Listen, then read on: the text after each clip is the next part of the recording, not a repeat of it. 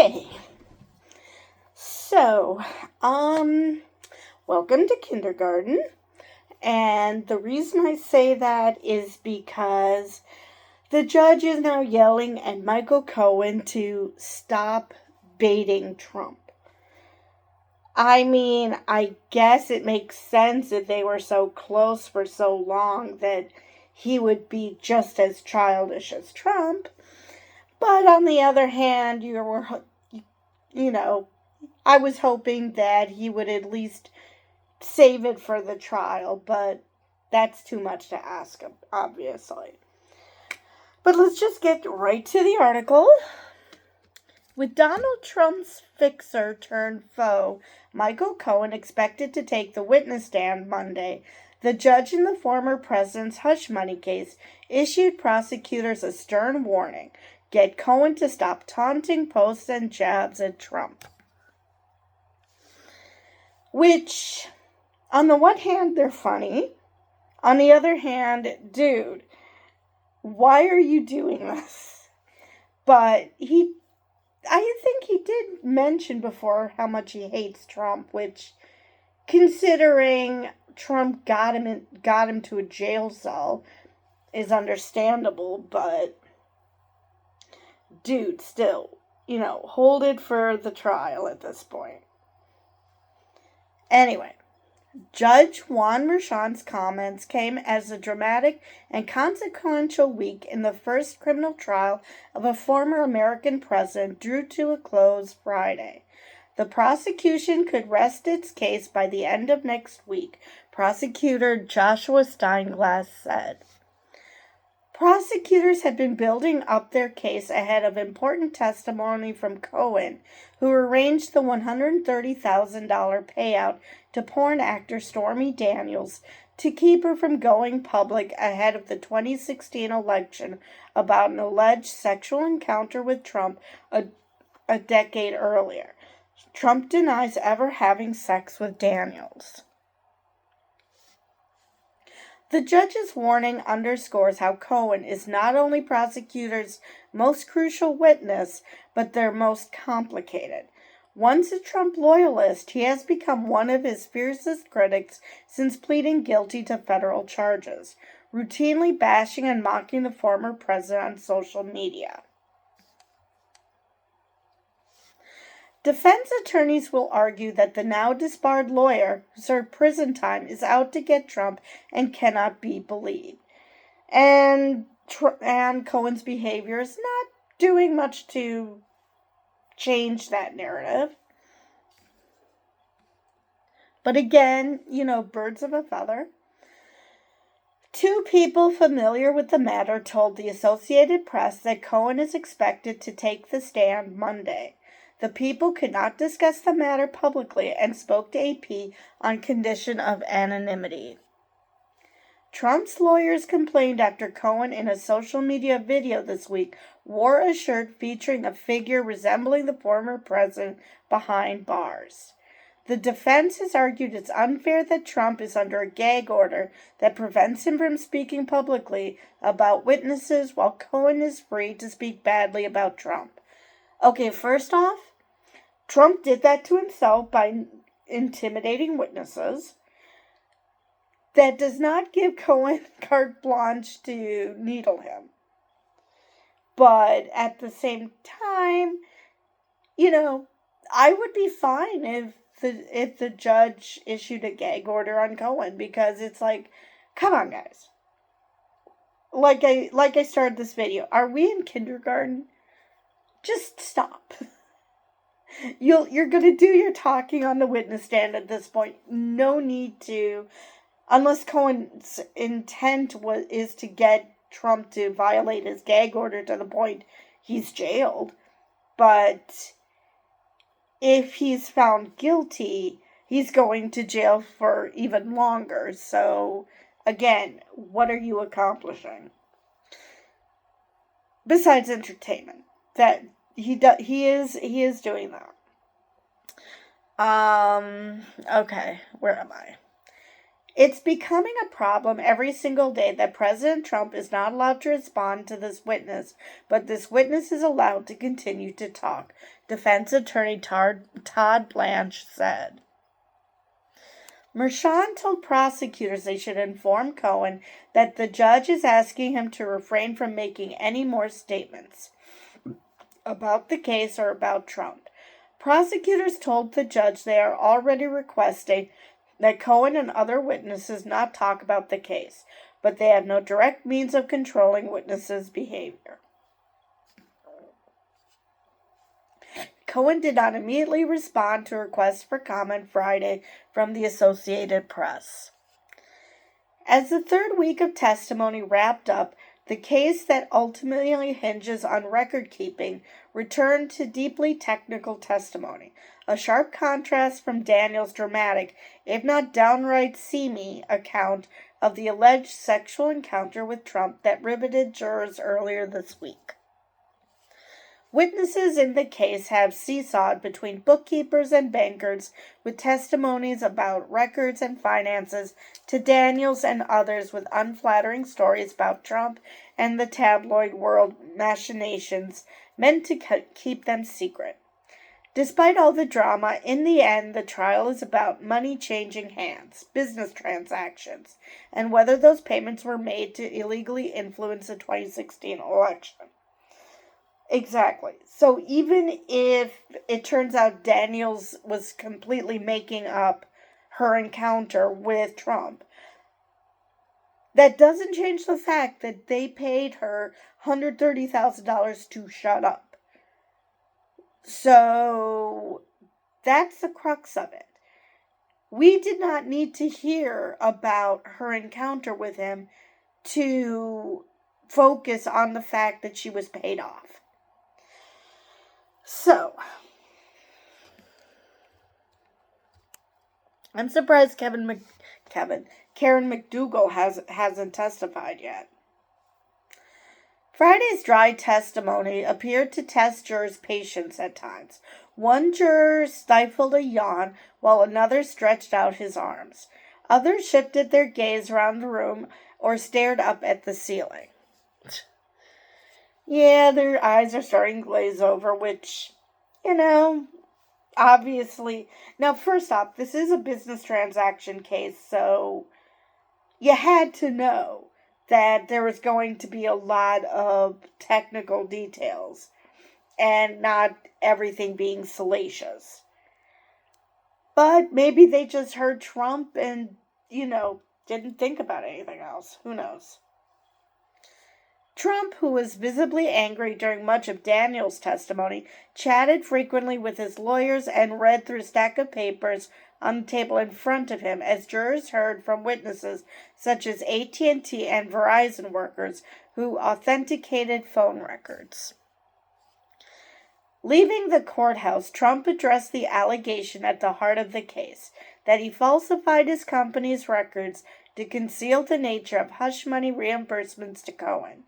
Trump's lawyers had portrayed the ledger entries at issue in the case as pro forma actions performed by a Trump Organization employee. Even though that sounds to be technically true, the fact is Trump knew about it. It's been testified that nothing happens in Trump's orbit without Trump knowing about it. So, even though it might not have been his idea, he didn't exactly stop them. He didn't exactly say, no, we can't do that because that's illegal. He went along with it. So, a very good bookkeeper marked a legal expense as a legal expense, Trump said. He was a lawyer, not a fixer, he added, referring to Cohen. Back on the witness stand Friday morning was Madeleine Westerhout, a former Trump White House aide. Prosecutors used Westerhout's testimony to detail the process by which Trump got personal mail, including checks to sign while in the White House. It's relevant because that's how he received and signed the checks that reimbursed Cohen for the payment to Daniels, prosecutors say. And just as an aside, when there was the transition between Trump and Obama, Hope Hicks talked with Jen Psaki, who was, of course, part of the transition team, and asked her how did she get Obama to sign off on everything. And she's like, well, we didn't. We only get him to sign off on the important stuff, the stuff that he needs to know about. And she's like, oh, Trump wants to sign off on everything. So, yeah, this is not a man who just lets his underlings do something and he only finds out after the fact.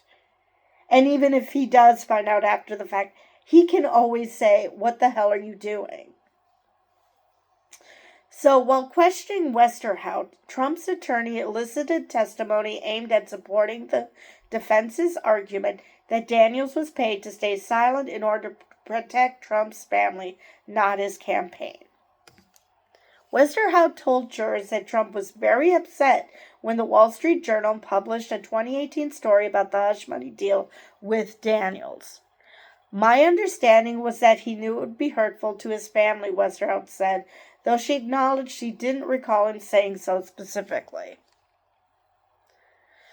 And Hope Hicks testified that he was worried, he didn't want newspapers coming to Trump Tower because he didn't want Melania to see the story. So again, I'm not saying that wasn't a motivation. That might have been a motivation, but was it the motivation? And I don't think it was the motivation. Jurors also saw social media posts showing that Trump initially praised Cohen after the then lawyer came under federal investigation. Trump started bashing him after Cohen pleaded guilty to campaign finance violations along with other crimes and claimed Trump directed him to arrange the payment to Daniels. Trump was never charged with any crime related to that federal investigation. And that's just who Trump is. He'll be kind to you, he'll say nice words about you as long as you protect him.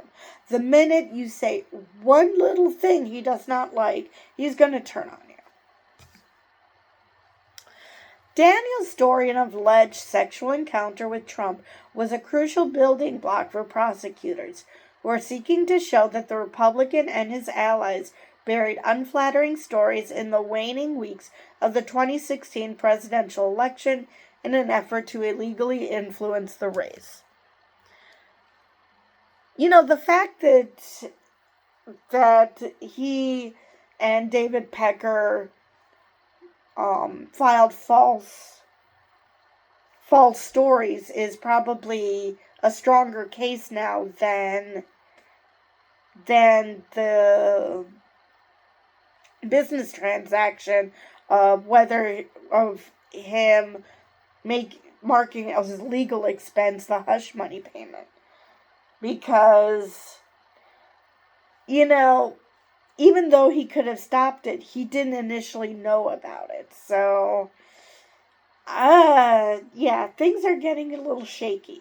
I still think that he's guilty because, again, he could have easily said, no, change that because it's not a legal expense, but he didn't.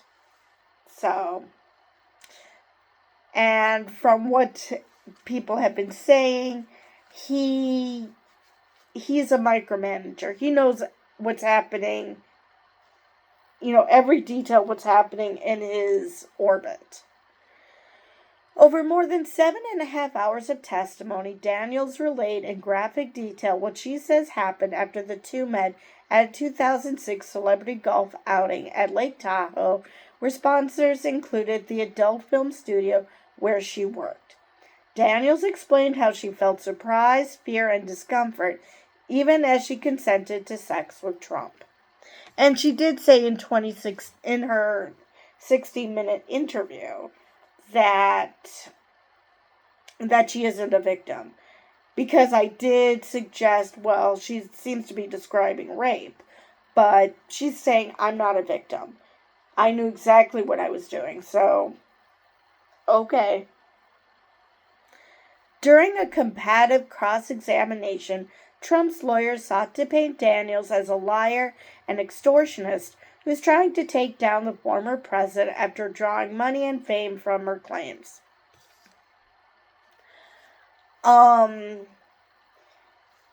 Let's see. What I also have seen is that, that 60-minute interview, she said she did it for free. She did not want to get paid for that.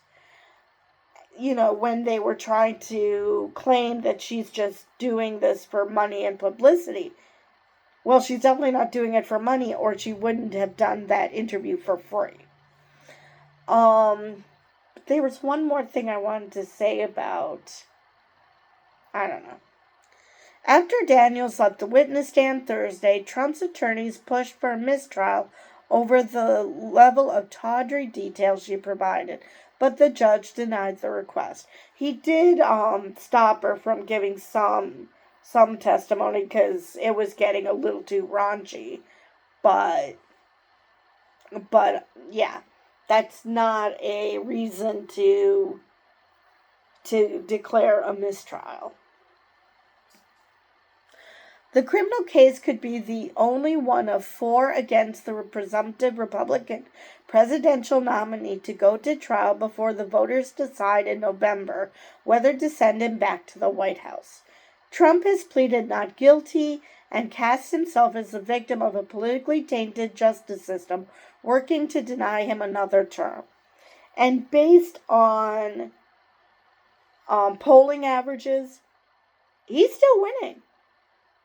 I mean, he might not be winning the popular vote. That's up in the air. That's very close. But so far, he's winning the Electoral College. So, yeah, that's happy news. I thought there was something else I wanted to mention about. Oh, yes. They also attacked Stormy for her making the story up. That, because she's given, according to them, contradictory details. So they're saying, you're making this up. And she just basically said, yeah, if I was making this up, I would have written it better. So there you have it. It was a battle of wits between the defense and Stormy Daniels, and Stormy won. Because she's not your stereotypical blonde. She's actually an intelligent woman. So, but yeah, I believe that is all I wanted to mention from this article. So with that, I will see you guys in the next video.